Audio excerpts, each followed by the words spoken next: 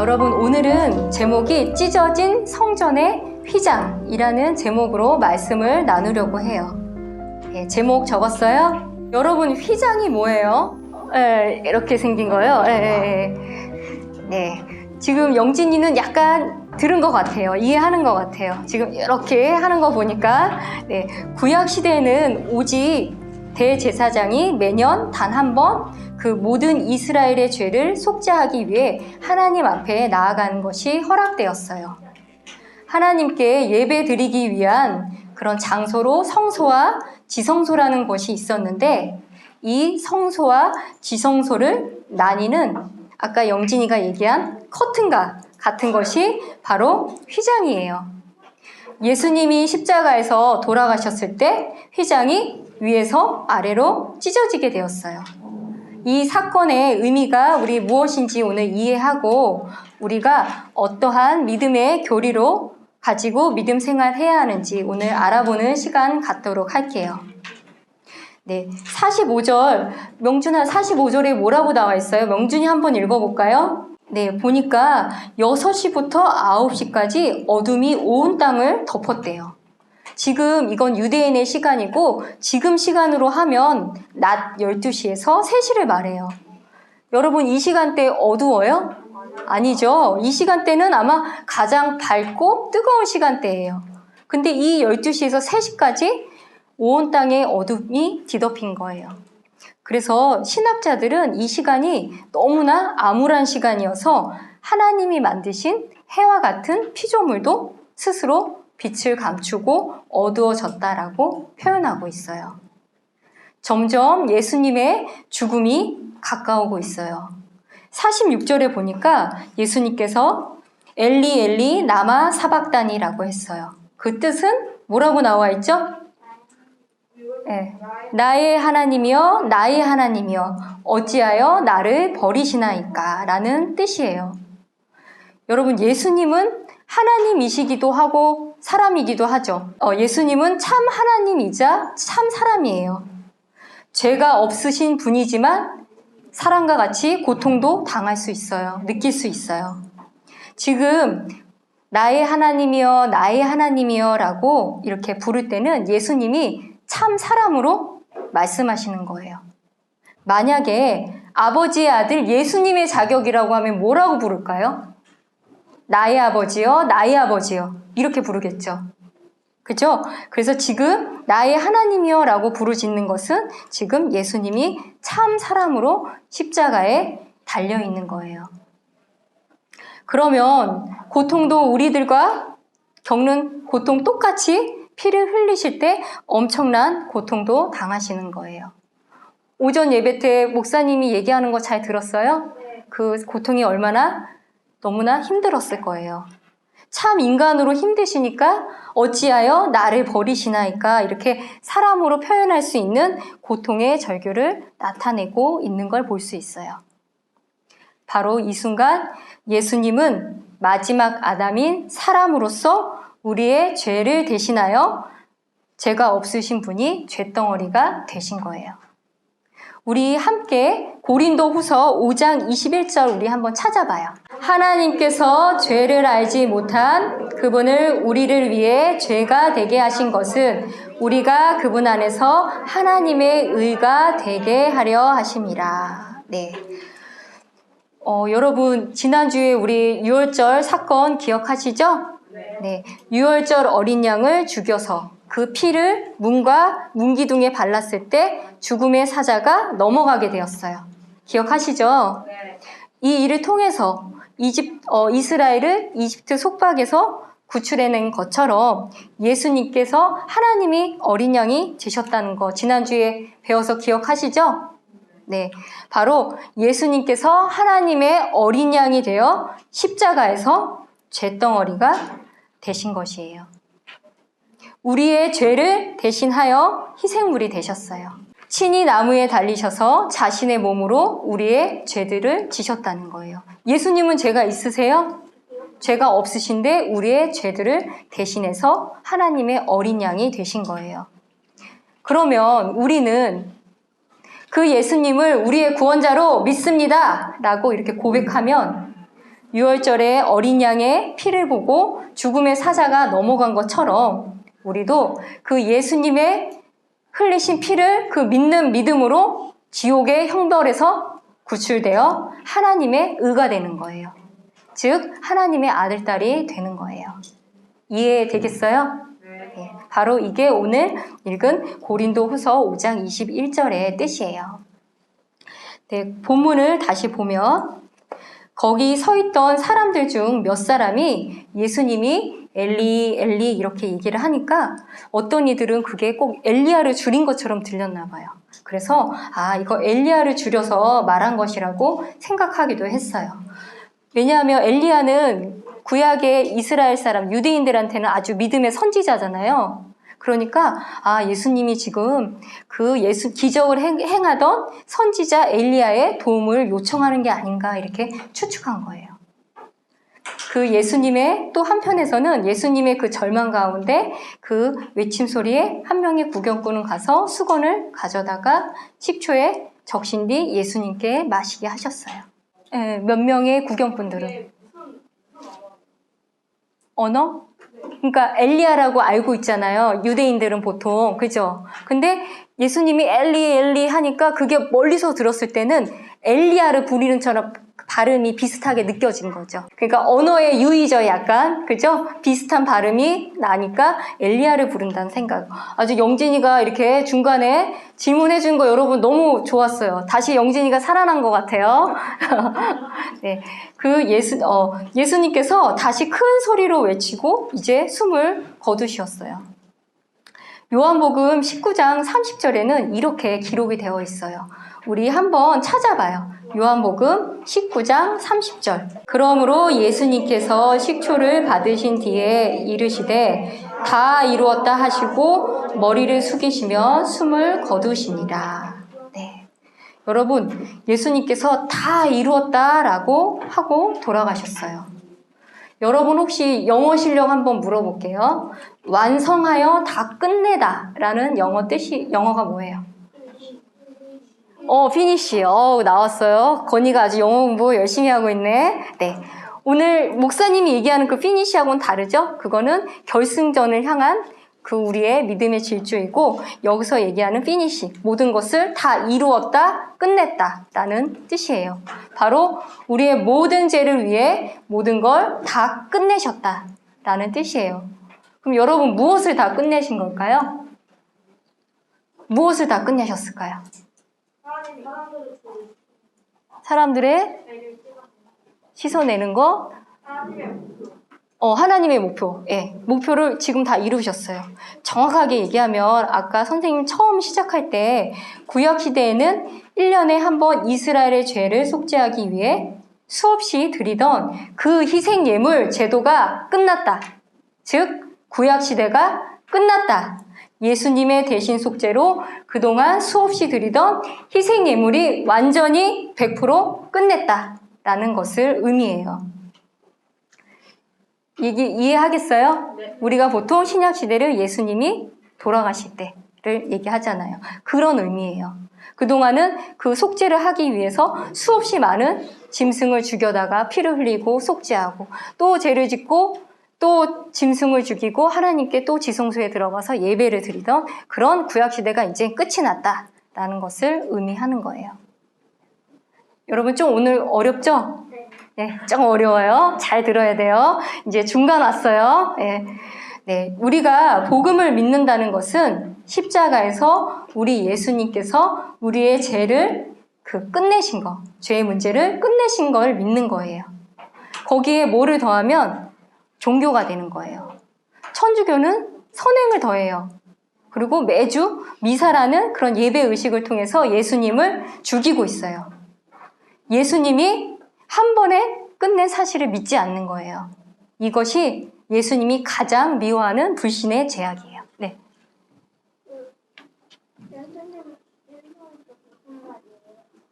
예수님이 죽인다는 건 아니고 그 구약 시대에는 그 제사장들이 그 죄를 속죄하기 위해서 대제사장이 사람들의 모든 이스라엘 사람들의 죄를 대신해서 제사장이 대표로 들어가서 하나님께 예배를 드렸어요. 근데 예배를 드릴 때 그냥 들어가진 못하고 짐승을 죽여서 그 짐승의 피를 이렇게 보이면서 죄를 회개를 한 거예요.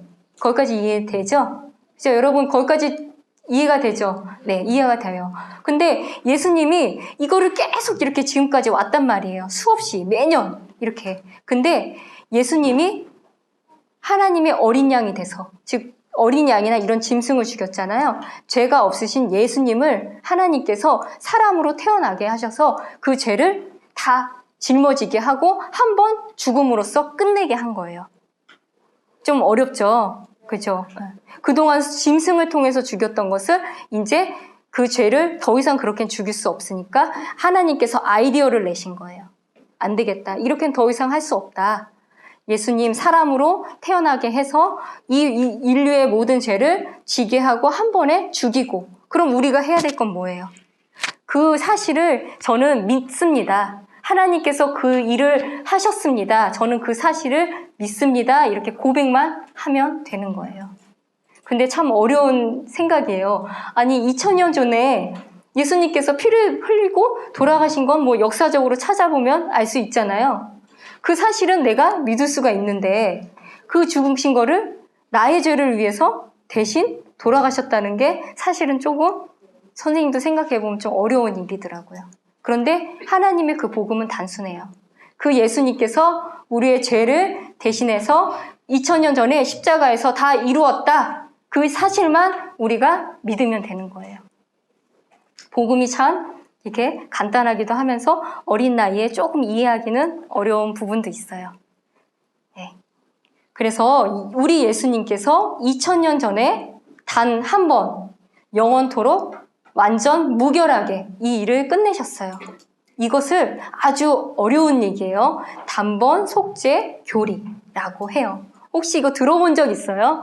그래요. 몇 명은 아마 들어봤을 거예요. 이거는 이제 나중에 지금 다 이해하기는 좀 어렵고 또 우리 중고등부 올라가면 또 내용을 다루니까 이런 게 있구나 이렇게 생각하면 돼요. 단 한 번 영원토록 완전 무결하게 끝내셨다. 십자가 사건을 통해서 죽으셨다. 예수님이 숨을 거두는 순간 몇 가지 표적을 보여주셨어요. 우리 51절 한번 같이 읽어봐요. 마태복음 27장 51절. 보라, 성전의 휘장이 위에서부터 아래까지 둘로 찢어지고 땅이 진동하며 바위들이 터지고. 네. 예수님이 숨을 거두시고 돌아가실 때 크게 두 가지 표적을 나타났어요. 일단 성전의 휘장이 위에서부터 아래까지 둘로 찢어지고 땅이 진동하며 바위들이 터지고. 여러분 오늘 아주 반복해서 설명을 해볼게요. 성전은 크게 뭐하고 뭐로 나눈다 그랬죠? 지성소와 성소. 그죠? 이 특별히 지성소는 가장 안쪽에 있는 곳으로 하나님이 예배드릴 때 이 땅에 거하시는 곳이에요. 이 장소는 1년에 누구만 들어갈 수 있다고 그랬죠? 대제사장만 1년에 한 번 들어갈 수 있다고 했어요. 이 장소가 아주 엄숙한 자리여서 대제사장도 부정한 상태면 죽을지도 몰라서 그 대제사장이 들어갈 때 옷에 뭐를 달았대요. 뭐를 달았을까요? 네, 방울을 달았대요. 그래서 뭐 이렇게 예배를 드리면 딸랑딸랑 소리가 날 거잖아요. 근데 만약에 죽었으면 소리가 안 나겠죠. 그러면은 바깥에서 줄을 끄집어내서 이렇게 죽은 사람을 빼내기도 했을 정도로 이 장소가 아주 엄숙한 장소였어요. 네, 이렇게 종을 달아서 들어갈 정도로 엄숙한 장소였어요. 지성소 바깥에 있는 방은 성소라고 불리는데 이 성소하고 지성소를 나누는 곳이 바로 그게 두꺼운 휘장이라고 얘기를 했어요. 영어로는 여러분 아마 들으면 알 것 같아요. 베일. 들어본 것 같아요? 우리 베일에 쌓이다 할 때 보면 그게 바로 가리다 라는 그런 뜻이에요. 아주 큰 암막 커튼이라고 생각을 하면 돼요. 이 두꺼운 휘장이 바로 둘로 찢어지게 된 거예요. 두 번째는 예수님이 숨을 거두는 순간 땅이 진동하고 바위가 터졌다고 했잖아요. 이것은 휘장이 갈라지는 일과 아주 밀접한 관계가 있어요. 휘장을 찢을 만한 막대한 힘이 발생했다는 것을 보여주고 있어요. 여러분 혹시 휘장의 크기가 얼마나 되는지 아는 사람 없겠죠? 그죠? 선생님도 이번에 준비하면서 아주 제대로 배웠어요. 그 휘장의 이 두께가 9.34cm, 그러니까 대략 10cm니까 요만큼 된대요. 생각해보세요. 커튼의 두께가. 그리고 휘장의 길이, 요게 22.4m. 그러면 여기가 한 4m, 이거의 한 5배 이상? 그러니까 얼마나 큰지 알겠죠? 그리고 너비가 11.2m.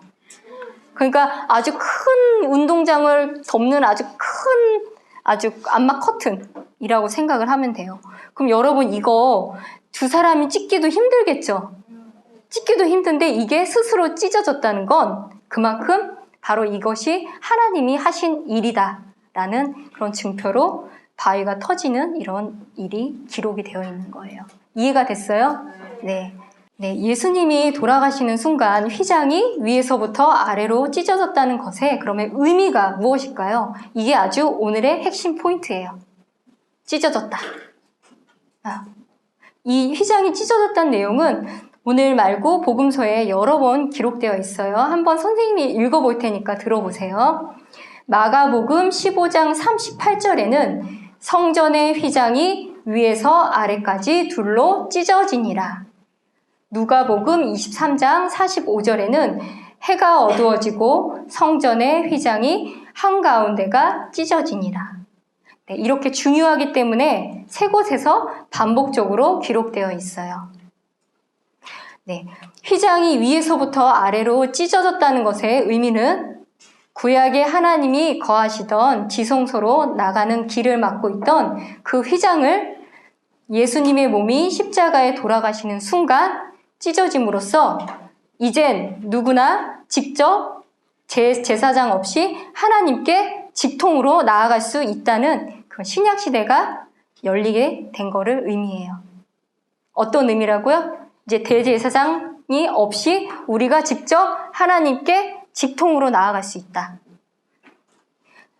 이제 휘장이 갈라졌다는 것의 의미는 구약이 끝나고 신약이 시작되는 것을 의미해요. 무엇을 통해서요? 예수님의 그 십자가 죽음을 통해서. 예수 그리스도의 죽음으로 하나님과 사람 사이에 가로막혀 있던 장애물이 제거되었고 이제 그분을 믿는 모든 사람은 누구든지 담대하게 하나님 앞으로 당당히 나아갈 수 있는 길을 열어주신 거예요. 이렇게 하나님의 아이디어가 너무나 놀랍죠. 이제 예전처럼 우리 교회 올 때 동물 데리고 와야 돼요?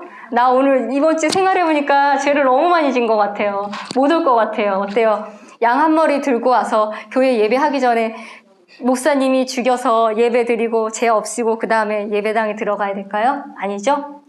우리가 직접 하나님 앞에 기도하고 회개할 수 있는 길을 열어주신 거예요. 아주 중요한 의미를 가지고 있어요. 이제 요약을 해볼게요.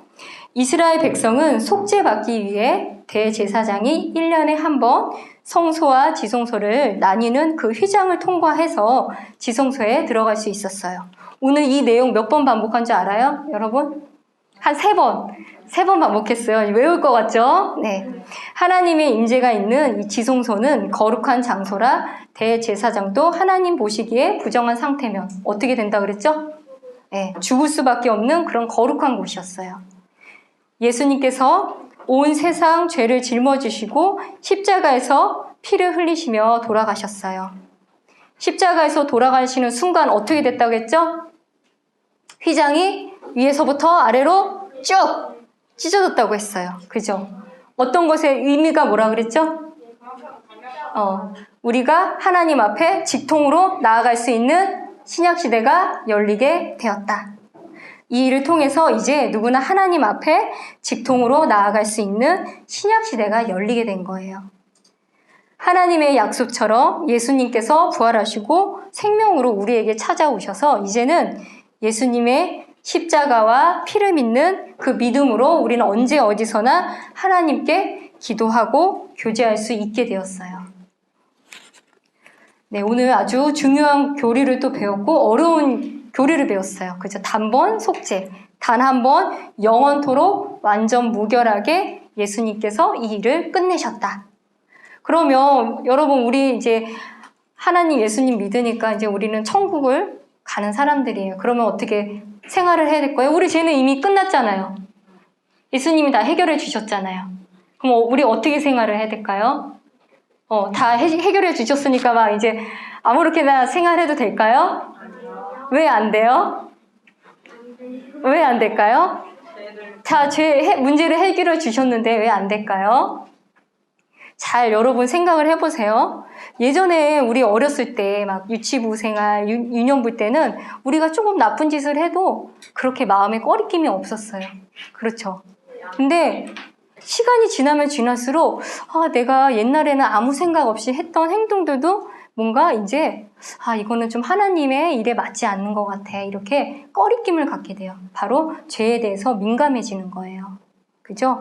바로 이렇게 믿음의 사람이라면 시간이 지날수록 우리 마음 안에 계시는 이 성령님이 우리의 이 죄의 문제를 터치해 주시는 거예요. 그래서 함부로 생활할 수가 없어요. 함부로 생활하고 싶어도 어때요? 그 하나님의 CCTV가 나를 계속 쫓아다니고 있어요. 은밀하게 재미난 거 하고 싶은데 마음에 꺼리낌이 생겨요. 그죠? 근데 그거는 아주 당연한 거예요. 그리고 그게 여러분이 지금 믿음 생활을 잘하고 있다라고 알려주는 신호라고 보면 돼요. 근데 아무런 양심의 꺼리낌이 없다. 나 교회에서 생활하는 거랑 집에서 생활하는 거랑 완전 달라도 괜찮아. 교회 가서만 그냥 지내면 되지. 이런 마음이 든다. 그러면 어떻게 해요? 내 마음의 믿음의 생활을 한번 점검해 봐야 돼요. 과연 내 마음 안에 성령님이 계시는지. 네, 잘 기억하겠죠? 네. 예수님의 십자가 죽음으로 우리를 의롭다 하시는 그 하나님의 은혜를 기억하며 우리 하나님의 자녀로 합당한 삶을 살 수 있기를 여러분 소망할게요. 네, 기도하겠습니다.